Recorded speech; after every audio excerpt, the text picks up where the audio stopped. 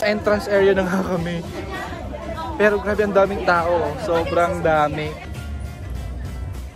May baboy din. Oh my god, may baboy din guys. Ayan oh, may baboy. Ang cute. Wow. O diba, sulit na sulit ang pagpunta mo dito sa lugar na to.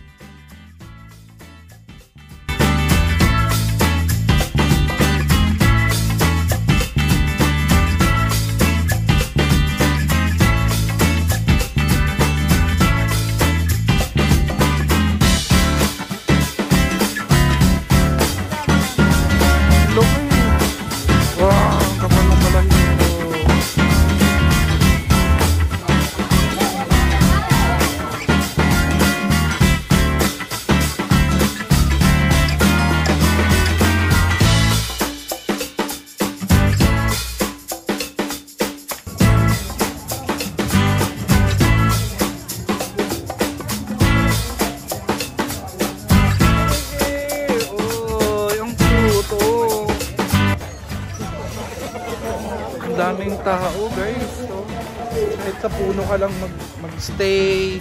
Yun nga lang, hindi ka na pwedeng pumasok dito, no? May entrance talaga siya. Mga 200 yung entrance niya. Pero sulit naman yung experience kasi ang ganda, oh. Pwede kang bumili ng food ng mga hayop. Dito kung gusto nyo mag-feed ng mga hayop, pwede kang bumili.